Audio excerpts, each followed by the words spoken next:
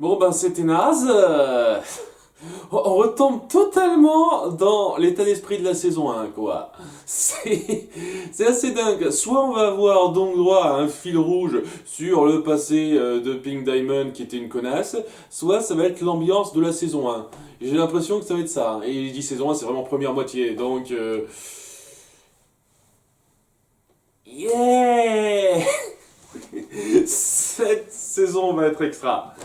Je vais pas non plus la lâcher tout de suite, mais punaise, ça me donne envie, quoi.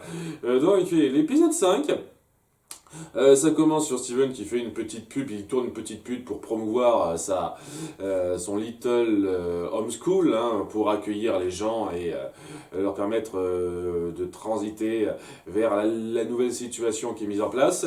Et en tournant cette pub, il se rend compte qu'il y a des petites farces qu'il subit. On lui a mis un papier, on collé un papier dans le dos en disant dites-moi que je sens bon. On lui a changé son jus de pomme en jus de tomate. On a mis des rouleaux de papier toilette sur sa voiture, mais seulement les rouleaux, on les a pas. Donc voilà, c'est des farces à moitié faites et qui se font un petit peu bizarres. Et il se rend compte assez vite que ça vient d'une nouvelle gemme qui est accueillie dans la maison de Steven. Quoi. On les accueille par fournée à des nouvelles gemmes qui veulent un petit peu s'essayer sur Terre. Et cette gemme s'appelle Bluebird. Et on s'aperçoit direct que c'est la fusion entre Aquamarine et Ruby Eyeball. Hein, ce qui est plutôt cool parce que je vous cache pas que à première vue ça m'aurait pas sauté aux yeux, mais nos héros ont l'esprit un peu affiné pour ça. J'ai apprécié ça. Et au début, c'est pas si mal cet épisode en fait, parce que il y a ça qui se passe, il y a Steven qui réalise ça, et je peux dire peut-être qu'il y a quelque chose à trouver là-dedans, mais dès que ça se poursuit, ça se pète en morceaux parce que voilà ce qui se passe. Steven, il est inquiet. Et il va voir, il en parle avec les autres gemmes en catimini, il dit ok, vous savez qui c'est. Oui, c'était évident, on a vu qui c'était.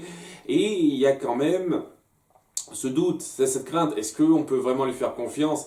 Mais les autres gemmes lui disent, et ton truc c'est quand même d'accueillir toutes les gemmes possibles et tout le monde a droit à sa seconde chance. Et au bout d'un moment, Steven se dit ok, vous avez raison, je dramatise trop, c'était des petites farces qu'elle m'a faites de toute façon. Et donc on lui donne sa chance. Mais il y a un petit truc qui me gêne un tout petit peu là-dedans. En fait, trois petits trucs, hein, si je me penche vraiment, mais déjà, Garnet, si tu voyez l'avenir possible concernant Bluebird pour te faire une idée si on peut lui faire confiance ou pas, ça ce serait un truc cool que tu pourrais faire, tu le fais pas, pourquoi? Parce que ce pouvoir c'est de la merde une fois de plus. C'est particulièrement énervant quand dans l'épisode suivant on la verra utiliser son pouvoir pour des conneries. C'est toujours pareil. Son pouvoir, elle l'utilise pour des conneries. Quand ça peut être important, quand ça peut aider, elle ne peut pas l'utiliser. Parce que sinon le scénario ne marcherait pas. Déjà, ça me gonfle pas mal, mais il y a aussi le fait que, ok, vous savez que c'est Aquamarine et Ruby, et vous leur en parlez pas. N'essayez pas d'adresser le problème, n'essayez pas de leur parler, vous la faites juste faire ces trucs sans réfléchir plus que ça. Alors que vous devriez au moins être un petit peu sur le qui-vive, réfléchir un petit peu et essayer d'adresser ce passé-là, mais vous ne le faites pas. Vous faites juste comme si, ben voilà, elle veut s'intégrer et on l'accepte et on ne pose pas de questions. Il n'y a aucune sûreté. C'est bien beau de vouloir donner sa chance, mais il faut quand même faire un petit peu gaffe avec le passé qu'il y a. Mais non, vous faites pas ça. Ce qui fait que Steven, c'est la seule personne un petit peu sensée qui se dit ouais, on va peut-être faire un peu gaffe pour ça, mais lorsqu'il voit que Bluebird donc semble bien s'intégrer en ayant des moments sympas avec les gemmes et même avec Greg à un moment donné, il se dit ok, ça doit aller en fin de compte, je me fais du mouron pour rien. Sauf que le lendemain, eh ben, elles montrent leur vraie couleur, ces deux-là, en kidnappant le père de Steven, donc Greg, et en menaçant de lui faire mal pour s'en prendre à Steven. Parce qu'ils ont dit, ouais, c'était que l'apéritif, c'était une mise en bouche, maintenant on est vraiment méchante, parce qu'on t'en veut toujours pour ce que t'as fait, tout ça, tout ça. Ah là là, c'était inenvisageable. Bien entendu, si on prend pas la peine d'essayer de faire la moindre enquête, les moindres questions pour ça, évidemment que ça vous tombe dessus par surprise. Complètement con. Enfin bon, voilà, elle décide, avec un ton très puéril, parce que ce sont deux grandes gamines en fait dans le comportement, de vouloir s'en prendre à Steven parce qu'il pue, parce qu'il nous énerve, tout ça.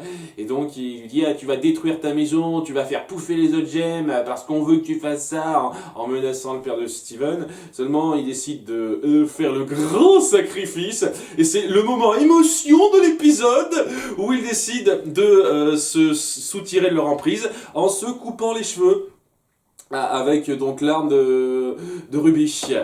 Et c'est le drame, hein. Greg il dit oh mon dieu, ma grande chevelure, qu'est-ce que j'ai perdu, sachant que bon, il n'y a pas une lotion, Steven pourrait pas arranger ça avec sa salive.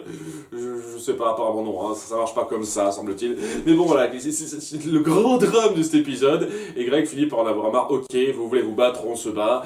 Et bon, ça se passe pas très bien tout de suite, parce que à deux contre lui, elle s'y arrive pas. Et donc elle décide de se refusionner, seulement elles ne sont pas en harmonie. Voilà. Elles veulent fusionner, elles ont un but commun techniquement, mais elles ne sont pas en harmonie, donc elles ne peuvent pas. Ça n'a pas empêché d'autres fusions avant ça, mais bon, les règles de la fusion, bordel de cul. Arrêtez pas de changer ça, c'est chiant. Enfin bon, il y a Steven qui leur fait un discours comme quoi c'est pas la meilleure des fusions, à la haine de moi, c'est la seule chose qui vous met en harmonie, votre haine contre moi. Mais la chose à faire pour être vraiment en harmonie, c'est l'amour, tout ça, elles finissent par en avoir marre. Je te déteste, ah on est d'accord, et puis on peut fusionner. C'est du gag en fait. Donc voilà, Bluebird est reformé, elle se bat rapidement contre Steven. C'est-à-dire en mode gamine une fois de plus, mais c'est là que nos trois gemmes interviennent pour se rendre compte de la situation. Elles fusionnent rapidement pour les mettre hors d'état de nuire, et ils n'essayent même pas de les arrêter, de les faire pouffer ou quoi que ce soit pour empêcher qu'elles reviennent. Elles les laissent se barrer en disant ah on reviendra parce qu'on te déteste et puis tu pues. Ça peut être une menace, hein. Elles peuvent vous attaquer par surprise et vous faire mal. Mais non, on les laisse se barrer et faire leur vie. Un danger dont on se fout royalement. Parce que c'est un danger gag. Super, allez vous faire foutre. C'est comme ça qu'on traite la chose.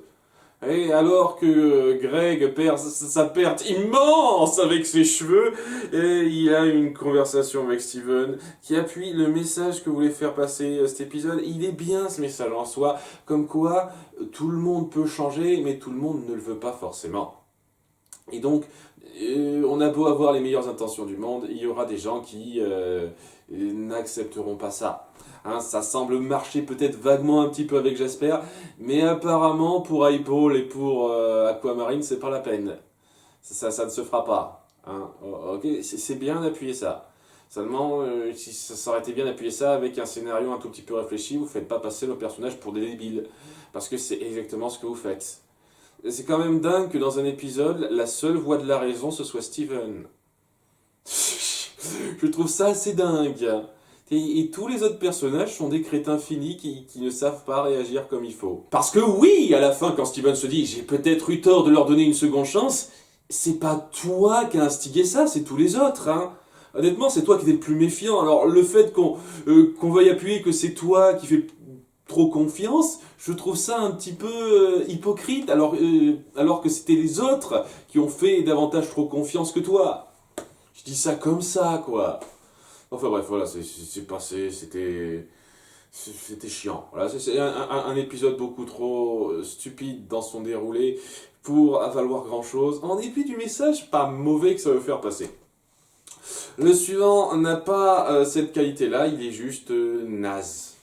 Mais vraiment pourri du début à la fin, avec juste une touche humoristique qui peut marcher un peu.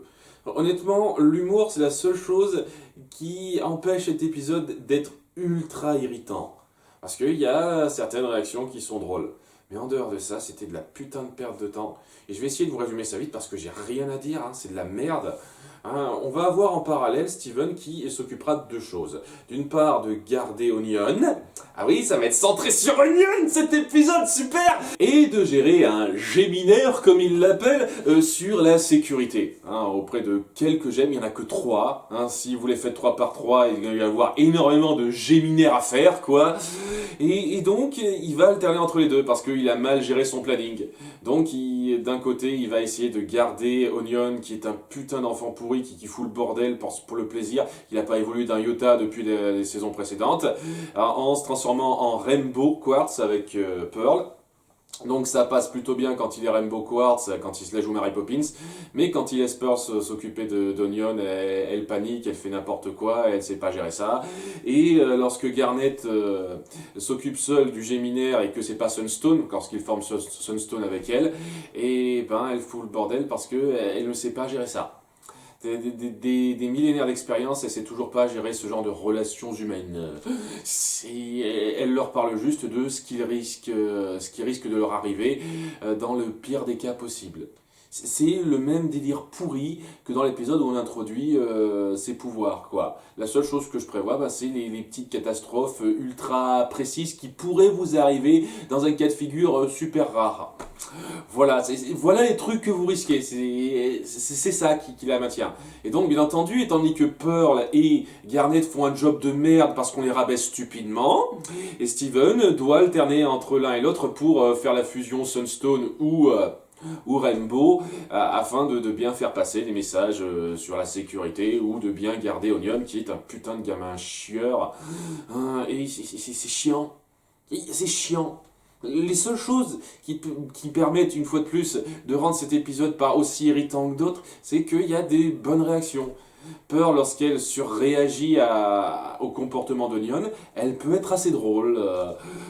Steven, lorsqu'il panique par rapport aux deux trucs à gérer à la fin, je trouve ça assez drôle, la façon dont il le représente. Il y a un jeu des acteurs et dans la mise en scène qui rend certains passages drôles. Et c'est tout. Parce que c'est de la merde. Ça raconte que dalle, ça nous fait perdre notre temps, c'est chiant.